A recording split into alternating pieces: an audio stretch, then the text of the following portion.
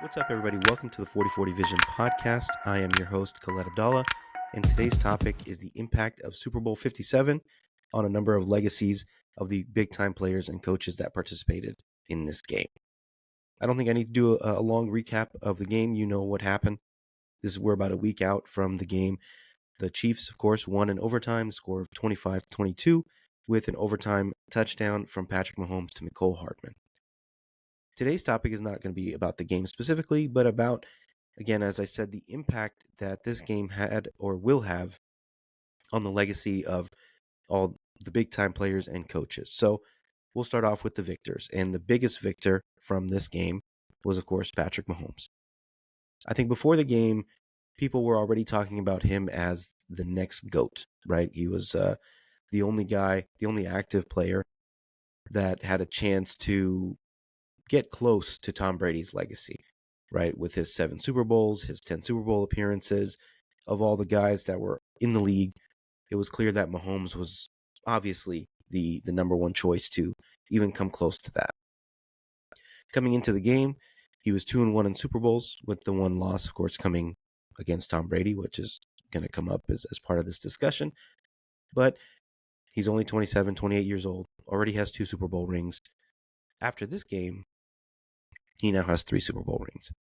So he leaves the tier of Aaron Rodgers, who has 1, Drew Brees, who has 1, Peyton Manning, that has, I guess, 2, Eli Manning, that has 2. A lot of guys have 2 Super Bowls, and he joins the next tier of guys with 3 or more. So Brady, Troy Aikman, Terry Bradshaw, and I think it's obvious that, or Joe Montana, who has 4, but it's painfully obvious that he's better than all of those guys. You can still make an argument for Joe Montana, but he's basically in that upper echelon, the top of the pyramid with Brady and Joe Montana as the GOATs, right?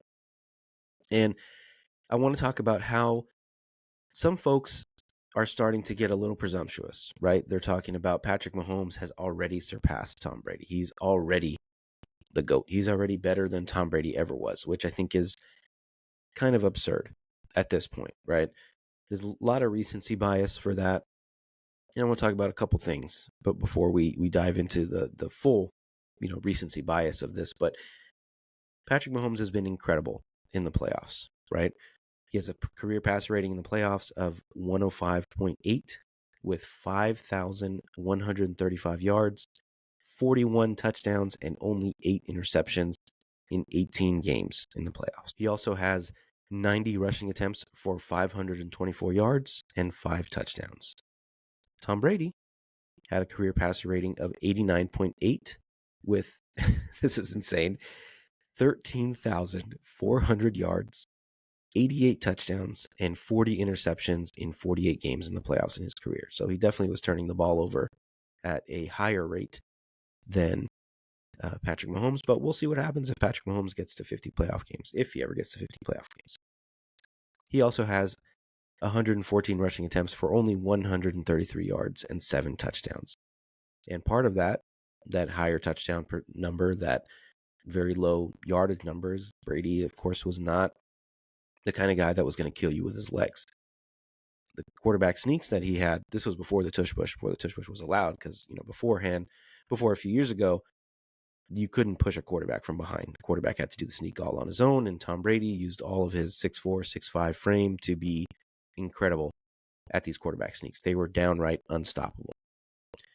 But when I thought about the two guys and the two signature plays that they had, I guess you could say, with Mahomes, the signature play, I think, for the majority of his highlights is one where he uses his underrated, I guess, athleticism to escape the pocket, to shake off pressure. He's going to run around for a bit. And in the past, it used to be, I'm going to find Tyreek Hill 40 yards downfield, or Mecole Hardman, or Demarcus Robinson, one of those guys. These days, it's more of, I'm going to take off and I'm going to run for 10, 15, 20, 30 yards. Or, on 4th and short, I'm going to fake a handoff and run for 10, 15 yards to extend a play and win a Super Bowl. And with Tom Brady, other than the QB sneak, I don't know if he had a signature play that you're like, oh man, that's what Brady does. I guess the one thing is, instead of escaping the pocket, he was going to navigate the pocket, probably the best of all time to do this. Navigate the pocket, escape pressure while not breaking the pocket, but shake guys off, do his thing, and then find Julian Edelman or Gronk or Amendola or Wes Welker, or one of those guys 5-10 yards down the field to extend a drive. And I think with Brady, he was more of the death by 1,000 cuts type guy. Every once in a while, when he had Randy Moss, of course, he was big time deep threat. When he had Gronk, he would find Gronk up the seam for, 15, 20, 25, 30 yards, whatever. But usually he operated that West Coast offense where he was just able to extend plays just a little bit longer than you would think, by shaking off that pressure, by stepping up in the pocket, by having probably the best positional situational awareness of any quarterback ever, and just chipping away at your offense or your defense until you just begged for mercy. And with Mahomes, I think he's starting to get a little bit of that, which I think is a lot more sustainable than the run around for 10 seconds and find a guy 40 yards downfield. And I think that's what's really scary about Mahomes, is that this year he's taking on more of that Brady, I'm going to take what you give me, but I'm going to be so good that I'm just going to extend these plays. I'm going to take what you give me even when you don't want to give it to me. So there's a stat also that I saw this after the Super Bowl, where it said in drives in the postseason where it was at least the fourth quarter or overtime, so obviously late in the game, with under a minute to play, and the team on offense trailed by 7 points or fewer at the start of this scenario. So not even a 2-minute drill. We're talking about a 1-minute drill, or I guess a 2-minute drill that leads into a 1-minute drill. The best quarterbacks are, around 40, 45% at this, right? Tom Brady was 5 for 11 in these scenarios. So just a little over 40%. Drew Brees, 3 for 6. So, 50%, but a smaller sample size. Patrick Mahomes, in his young NFL career, is already 7 for 7. So if you think about it, even just this year in the playoffs, he did it twice against the Niners, right? Came down in regulation, tied the game up at 19, and then in overtime, trailing again by 3 points, and took the lead and won the Super Bowl. Last year, did it in the Eagles, in the Super Bowl against the Eagles, had a game-winning drive. Did it against the Bills in overtime in that famous 13 seconds game. I'm not going to go through all 7 of these scenarios, but there was always this fear with Brady that if he got the ball, either tied or down, 1 possession game, and there was 2 minutes left, whatever, 3 timeouts, 1 timeout, no timeouts, whatever, there was always the fear, assumption, belief, whatever, that he was going to get it done. And for the most part, he did. There was a couple, probably in the Super Bowls against the Eagles, he didn't do it. In the 2 Super Bowls against the Giants, obviously, he didn't do it, even though it was a 1-possession game. But he usually delivered. And that same fear, that same assumption that no matter what the situation, if it's a 1-possession game and Mahomes has the ball last, he's going to win or tie the game. And we've seen, like we said, 7 for 7 in those exact scenarios. So while I think the baton has been passed to Mahomes as the best quarterback in the NFL, obviously the next GOAT, I think it's still going to take a few more Super Bowls for Mahomes to catch him. You can use subjective stuff and say, I think he's the most skilled quarterback I've ever seen play the game. Sure, whatever. That's fine. I won't take that away from you. But I don't think we can forget the absurd numbers that Brady put up, the consistency, the longevity. The guy didn't have a prime. His whole career after, year 2, basically, was his prime. He had a 20-year prime, which is absurd and unheard of in the NFL, unless you're like a left tackle or a punter or a kicker or something. But, Mahomes has 3 Super Bowls, assuming all things, keep going well. He stays healthy. His team stays competitive. He's got a great organization, great coach. Andy Reid is only 65, which we'll talk about him next. But assuming all that, then sure, you can say that Mahomes is going to be the GOAT. But right now, he's not. And that's okay. He's next up. You can throw him in again in that category with Tom Brady and Joe Montana, and that's fine with me. The next guy I want to talk about is Andy Reid. So obviously he is a 3-time Super Bowl winning coach. And what's funny about him is, and we'll talk about this a little bit later, is that he really used to be considered a choke artist. And, with the Eagles, 3 straight NFC championships, he makes a Super Bowl once against the Patriots and Tom Brady, and doesn't come out on top, right? So he used to be considered the offensive genius that could not get it done in the big game. And if that sounds familiar with another guy we're going to talk about, you see where I'm going with this, right? But now that I should actually say that even with the Chiefs, before Mahomes, he was also considered a bit of a choke artist, right? They would win the division. He'd have number 1 seed, number 2 seed, and then they would lose to, I don't know, Marcus Mariota and the Titans at home. They would lose to Andrew Luck and the Chiefs, or and the Colts. So there was a lot of times where he had this incredible offense, a good team, and they just could not get the job done. And now, because he has Mahomes, he now has one of the best resumes in NFL history as a coach. He's 3rd all-time in wins, I believe. 44 behind Bill Belichick, who's going to be taking a year off next year, it seems like, as a head coach. He's only 65. If he coaches another 5 years, I don't know, they win 10, 11 games a year. You do the math there. It's pretty easy to see that at some point, if he stays with Mahomes and they play another 5, 7 years together, then he's going to be the winningest head coach in NFL history. He's definitely going to have a lot of chances to win more Super Bowls. He's now, alongside Bill Walsh and Joe Gibbs, who have 3 Super Bowls each, and only Chuck Noll has 4 ahead of him, and of course Bill Belichick has 6. So he's not the GOAT just yet, but just like Mahomes, if he keeps doing what he's doing, assuming a lot of things, then eventually he might be the GOAT. So this game was, I don't want to say crucial to his legacy, because I think his legacy was already pretty set as one of the best offensive minds in NFL history, that is one of the best coaches in NFL history. But if he uses this as a jumping off point and keeps building, then eventually he will be the GOAT. The next guy is Travis Kelce.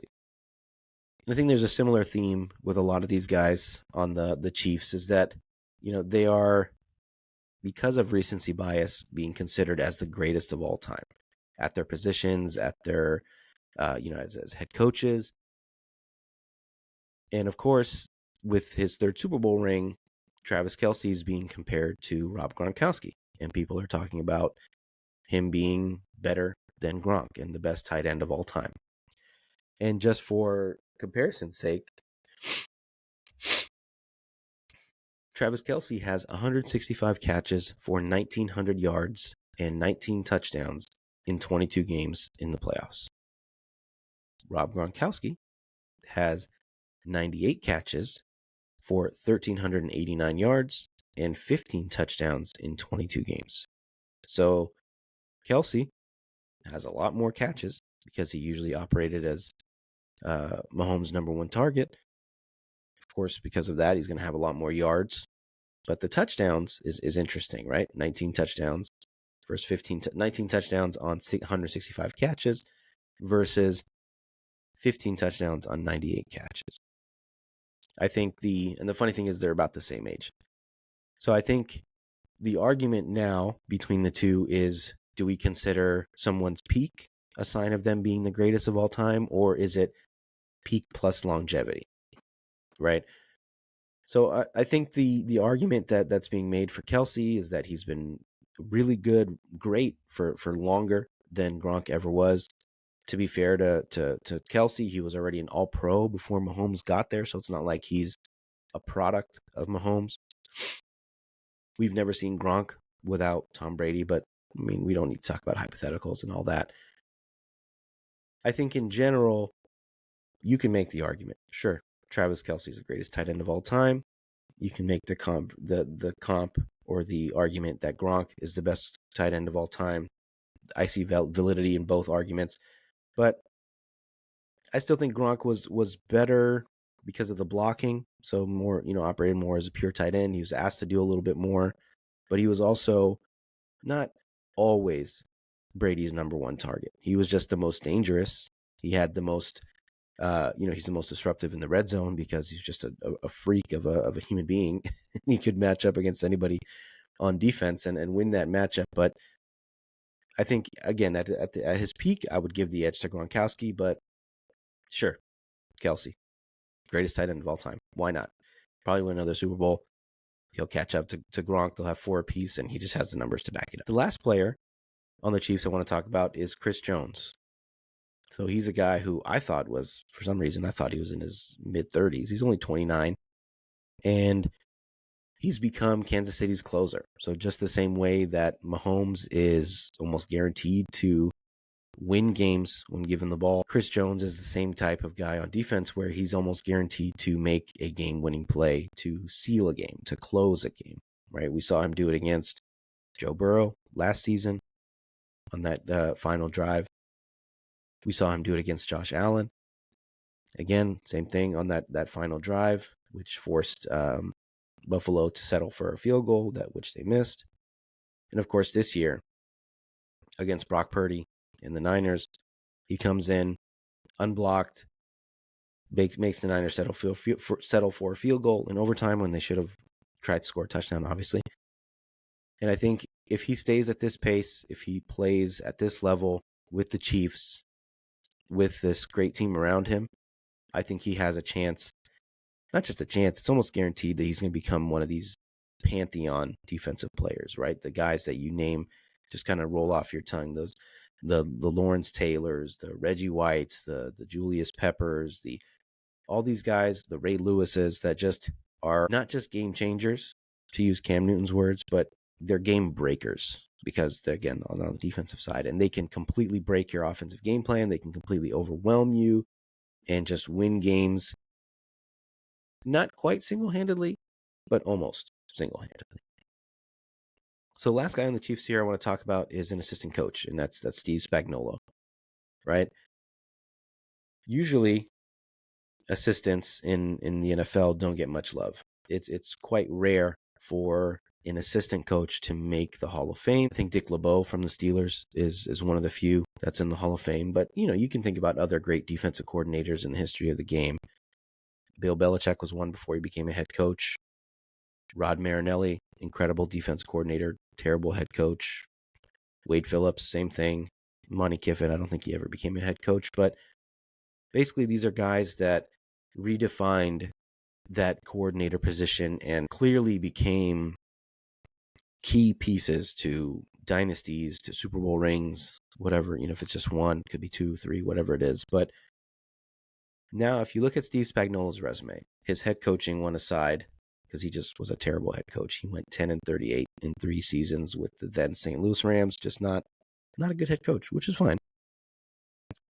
But now he has 3 Super Bowl rings, including one where he shut down possibly the greatest offense in NFL history in the 2007 Patriots. That was the 17-0 season. That was Brady and Randy Moss and Wes Welker and Dante Stallworth, and just an incredible offense that he shut down to 14 points. He held them to 14 points in the Super Bowl. This year, he builds probably the best defense in Chiefs history, one of the best defenses in NFL history. They have a record of holding teams under 25 points, like the most, I think, in the modern era, something crazy like that, among Super Bowl winners, right? And it was just completely unexpected coming into the season. I think we expect the Chiefs to just be high-powered offense and do their thing, and for Mahomes to carry them, but this was a defense that carried Mahomes these playoffs. The Chiefs didn't score an offensive touchdown for what? It was 7 quarters, something crazy like that. And now, because they, kept the team around, they shut down the Niners offense, they shut down the Ravens offense, the Bills offense. They were able to keep Mahomes in the offense in the game long enough for them to finally break through.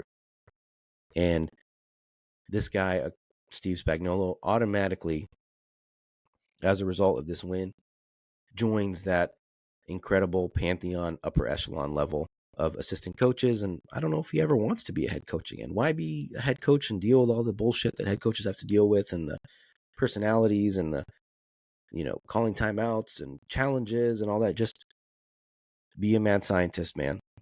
Just focus on the defense, be a mad scientist, shut down an incredible offense, like you did against the Ravens, the Niners, the Bills, all that. Just do what you do. Do what you do best. So, yeah, he's probably a Hall of Famer if he's not already, but this one sealed it for him. So now that we've covered the Chiefs and the winners of the Super Bowl, I want to talk about the losers of the Super Bowl and the impact that this loss had on their legacies. First up is Kyle Shanahan. So we talked early on about Andy Reid being this offensive genius that was a bit of a choke artist, quote unquote, couldn't win the big one, all that. And now that title has been passed down to Kyle Shanahan. He has 3 prominent chokes on his resume, you can call them. Super Bowl against the Patriots, a famous 28-3. They blow that lead. He's not the head coach, but he's the offensive play caller. A lot of second guessing about that game plan, about not wanting to run the ball, about not being able to take advantage of big plays and closing out the game. All that stuff, we can nitpick that forever. But he has that one on his resume. He's up 10 against Mahomes and the Chiefs in the previous Super Bowl down in Miami. Wasn't able to close it out. This Super Bowl, sure, they were up 10-0, but that's the first half. You can't really hold that against him. But the fact that they had many, many chances to close the door on Mahomes, and he just couldn't get it done. They had the interception in the third quarter, couldn't score, couldn't take a bigger lead. He had a few opportunities, obviously in overtime and the fourth quarter, to close out the game. Maybe that's more on Brock Purdy than on Kyle Shanahan. There's a lot of people that were second guessing his play calling in the third quarter, where he seemed to abandon the run for 3 straight possessions, where they go 3 and out 3 straight times and then allow the Chiefs to get back in the game. Of course, that's a lot of second guessing, and we're talking about hindsight and all that, but it's a question that needs to be asked is why did he abandon the run game? Why didn't he trust the best player on his offense in Christian McCaffrey more? All that stuff. Whatever it is, there's a lot of things that you can point to and say, what happened, what went wrong with the Niners. And, fairly or unfairly, that's going to be laid at the feet of the head coach who already has this reputation. The big thing that a lot of people talked about was the decision that he made in overtime to take the ball first. With the new rules, both teams would get a chance to score. His reasoning after the game was that we wanted to get the ball third, assuming that, we scored a touchdown, the Chiefs scored a touchdown, or we kick a field goal, the Chiefs kick a field goal, and then we would get the ball third and have a chance for basically a sudden death victory. What I think he did not account for was that the Chiefs said after the game was that if they caught the ball first, and they were very excited about the Niners getting the ball first, that if the Niners scored a touchdown and the Chiefs were able to match it with a touchdown, then, they would go for 2, basically, and try to win it right then and there. I don't think it was necessarily the wrong call. I think a lot of people are making kind of results-based analysis about that and getting upset that, Shanahan should have taken the ball second. It's obvious. It's not obvious, right? There's arguments on both sides of it.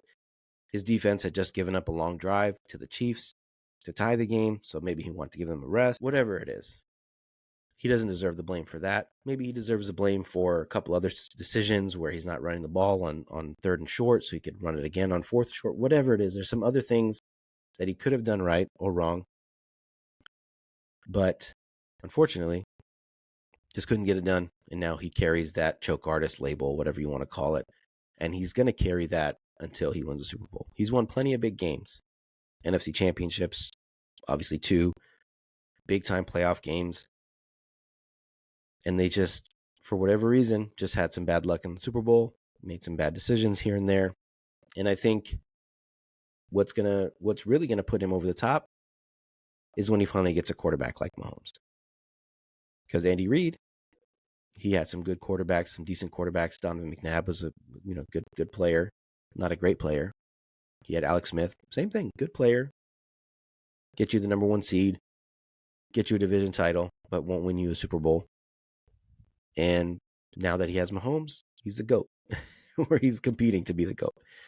So Shanahan, all credit to Purdy.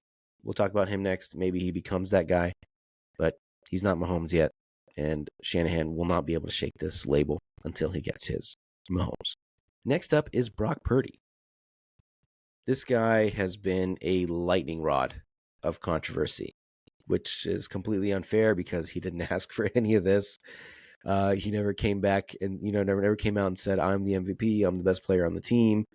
He's a very quiet, kind of unassuming guy who's just taken a lot of criticism because he's become, again, this lightning rod of criticism of, Cam Newton calling him a game manager versus a game changer. And then all these people saying, no, he's actually the MVP. He's the reason the Niners are winning, when the truth is somewhere in between, right? Yeah, he makes some good plays. He made some good plays in the Super Bowl.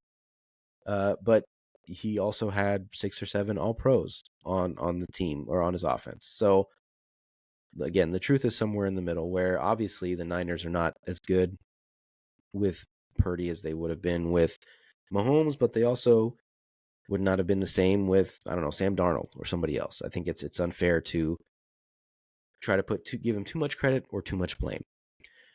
And in this Super Bowl, he played well, didn't turn the ball over. He got hit 10, 11 times by a pretty fierce Chiefs defense. But for whatever reason, he couldn't extend plays like he did against Detroit. Maybe the Chiefs defense is just that much faster, but he couldn't, run and get first downs the way he did. He tried a couple times, but he just couldn't make that same difference against a much better defense. And when it comes down to it, I think what Cam Newton was talking about was, with this whole game manager, game changer thing, was that when it's nut crunch time, right? When it's gotta have it time, are you the guy that's going to deliver touchdowns, or are you going to deliver field goals? And I think against bad defenses like the Packers and the Lions, he was able to do that. And obviously they won both of those games because of touchdown drives that he helped engineer. But against the Chiefs and a great defense, they settled for field goals in the fourth quarter and in overtime. So, sure, to me, he's still a game manager, and that's fine. He's a second-year player. You would think he's only going to continue to get better. And the best part about all this is that he's only due about $1 million a year for the next 2 years. So they'll be able to have plenty of money to build around him. They talk about having a quarterback that's making, a very small amount of money is the biggest cheat code in the NFL, because you can build an incredible roster around him for cheap, basically. And that's what they're going to continue to do. They're going to have some big decisions to make, but they have a guy that got them to the Super Bowl, made enough plays to get them to the Super Bowl, to get them within, 5-6 yards, whatever it was. They were maybe a little more than that, of possibly winning the Super Bowl. And he's going to be the quarterback, I think, in San Francisco for a long time. The next guys, you can kind of lump these two together. I guess lump the three of them together. I mean, Christian McCaffrey, just kind of an honorable mention. I don't think this game had any impact on his legacy. He's the best running back in the NFL right now. He's the best weapon in the NFL right now. And he was incredible in this game. He got, I believe, 30 touches between rushes and catches. So maybe he should have gotten 40. I don't know. But yeah, this game I don't think has any negative impact on his legacy. He scored a touchdown, did everything he could have done to win the game. But I think two guys that will probably look back on this game with a little bit of regret are George Kittle and Deebo Samuel. So this was obviously their second Super Bowl trip with the Niners.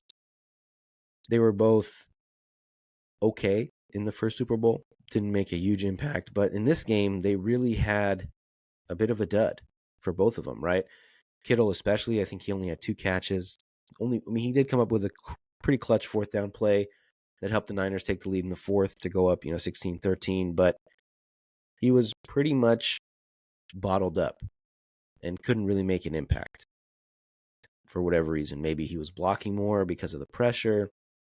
I don't know how much of it was game plan. Obviously, I'm not in the room with the Niners making the game plan. And then, of course, the clip comes out where he's blocking George Karlaftis and he makes a little joke and he misses the McCaffrey fumble. That's just, his personality.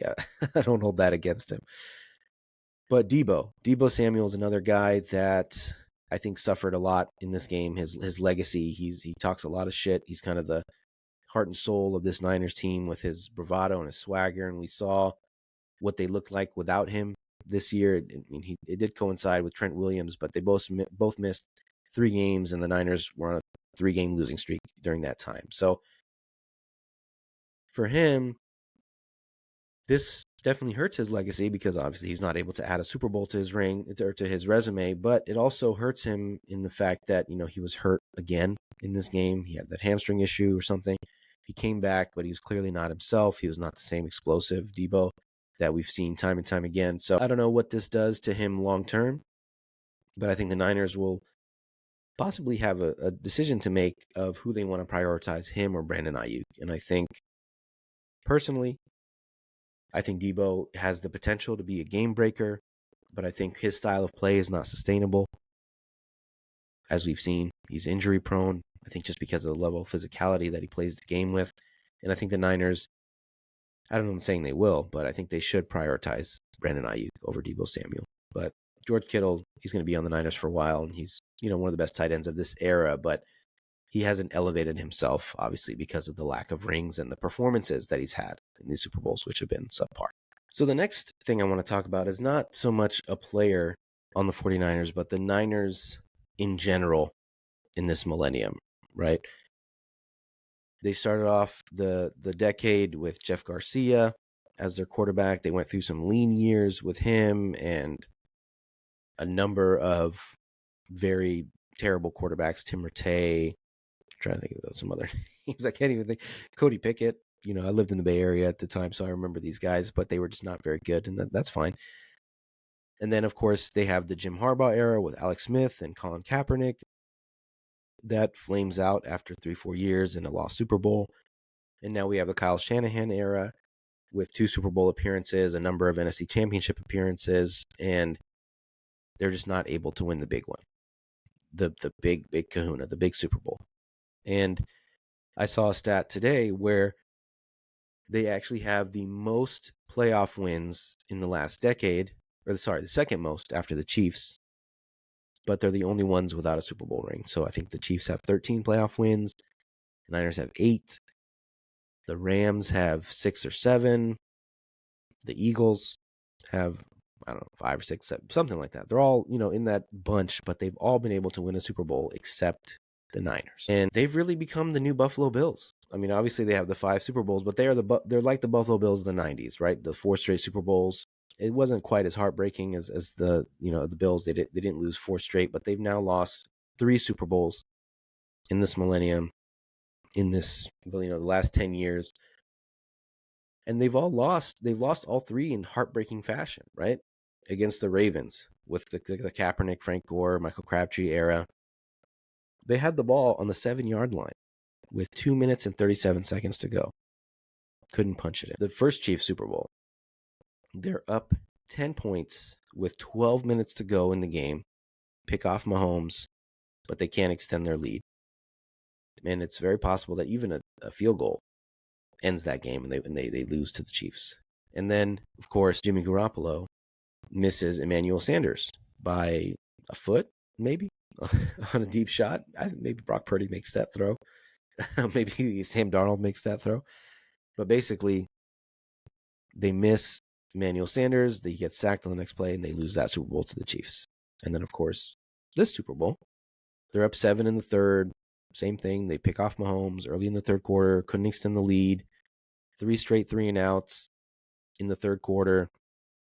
Can't close out the game in regulation when they had that 3rd and 4 in, I think, the 30, 40-yard line, something like that. And then can't score a touchdown in overtime. So they're getting to the cusp. I don't think I've ever seen somebody come this close to Super Bowl glory 3 times in a row. Like even the Bills, right? They had the wide right the first time, and then I think the next 3 they just got blown out because the NFC was just so much better than the AFC in that era. But I don't know if heartbreaking is, I guess heartbreaking is the word for 49ers fans, for 49ers haters. It's incredible theater. It's great cinema, but it just goes to show you that, this is one of the reasons why I do this Super Bowl or this podcast, and not this specific one, but our podcast in general, is just the kind of coin flip, what if, hindsight being 40/40 in sports, all that stuff, just because you can go to every one of these Super Bowls and you can literally pick out one play. Like, if this play went the other way, the Niners win the Super Bowl against the Ravens. If Michael Crabtree, gets that PI call and they get it down to the 1 yard line, they just hand it off to Frank Gore or Colin Kaepernick and they win the game. If Emmanuel Sanders makes that catch, they probably win. I mean, Mahomes would have got the ball back with a minute and a half left or something, but you trust your defense at that point. And then again, in the third quarter, in this third Super Bowl, if they get that 3rd and 4, they're able to bleed the clock, kick a field goal as time expires, and win the Super Bowl. So literally one play in each of these games, and that's kind of the beauty and the pain of sports and NFL playoffs and big time games. So I think the question, just to wrap up, is what's next? What's next for both of these teams? For the Niners, I think they have a lot of big decisions to make when it comes to their contracts. Brandon Ayuk seemed pretty upset after the Super Bowl. He might want to leave. Trent Williams is 37 now, I think. Maybe he wants to retire. Brock Purdy, as I said, he's under contract for $2 million over the next 2-3 years, whatever, something crazy like that. But the question is he going to continue to progress? Is he able to hold up physically because he's a smaller quarterback? I think in general, will this team be able to hold up physically? They got a lot of great injury luck. They missed, Trent and Debo for 3 games this year, but everybody else was healthy. Purdy missed, I think, 1 game. I actually, no, they sat him against the Rams to end the season, so he was healthy. Christian McCaffrey, who was notorious for being kind of fragile, was fully healthy this year. George Kittle, most of these guys. So the question is, did they miss their best chance? Was this their best chance of winning a Super Bowl, considering all the contract stuff and everything they have to figure out? But right now, looking at the NFC, they're still the favorites. They're the favorites to win the Super Bowl next year, according to Las Vegas. So I wouldn't count them out. Obviously, Kansas City, what's next for them? The sky's the limit. They have $22 million in cap space as of today. Go get some weapons for Mahomes. Go draft some guys. They had probably the worst receiver group in the NFL. Still won a Super Bowl. They still have to pay Chris Jones, which is definitely going to impact things. But, he said drunkenly at the parade that he wants to come back. So we'll see. They have to bring back L'Jarius Sneed. So they have some decisions to make. But, if you have Patrick Mahomes, you have Andy Reid, you have Travis Kelce for now, nothing's going to change. They're just going to keep cooking. So I think it's fascinating after each of these games. I know we kind of tend to look at legacies, especially in the social media era, as like a game-to-game thing, but that's kind of crazy, right? It's just, it gives us something to talk about. Oh, Patrick Mahomes had a bad game against the Raiders. He threw 2 pick sixes or whatever. Oh, he's terrible. He's maybe this is the year that they don't even get out of the first round, and then they win the Super Bowl. And then, the Niners, they're riding high. They beat the hell out of the Eagles, the Cowboys. Oh, they're the best team in the NFL. Brock Purdy is the MVP, blah, blah. Then they get smacked by the Ravens, and he loses that MVP race. And, they're doubted against the Lions. They're still the favorites. I think they were 7-point favorites against the Packers and the Lions. But, they have their moments where they're almost, cut down by these underdog teams. And then they come into the Super Bowl favored by 2.5 points, whatever it is. And then they end up falling short because of a few plays here and there. So legacies, game to game, absurd. Don't do it. I get it. You want to talk about something? Sure. But legacies in the Super Bowl, these are the legacy defining moments for coaches and players and everyone involved. And, we've seen that one Super Bowl ring can change what everyone thinks of a player, especially quarterbacks and coaches. It really changes things almost forever for these guys. And, I think for the Kyle Shanahan era to be truly validated, they will need that Super Bowl ring. But I think it's still been a great success for the Niners, despite the issues they've had winning that quote unquote big game. And then for Mahomes, like I said, the sky's the limit. Maybe he's the next GOAT, but he's on that corner. He's nipping at Tom Brady's heels. and Joe Montana's heels, and he's right there. So thank you guys for listening to the episode. Thank you guys for checking us out. Please make sure to leave us a review wherever you're listening or watching this podcast. Make sure to subscribe as well. We have all kinds of great content across the different social media platforms at 4040 Vision Pod. So make sure to follow, like, whatever you got to do. Appreciate you guys. Thank you so much.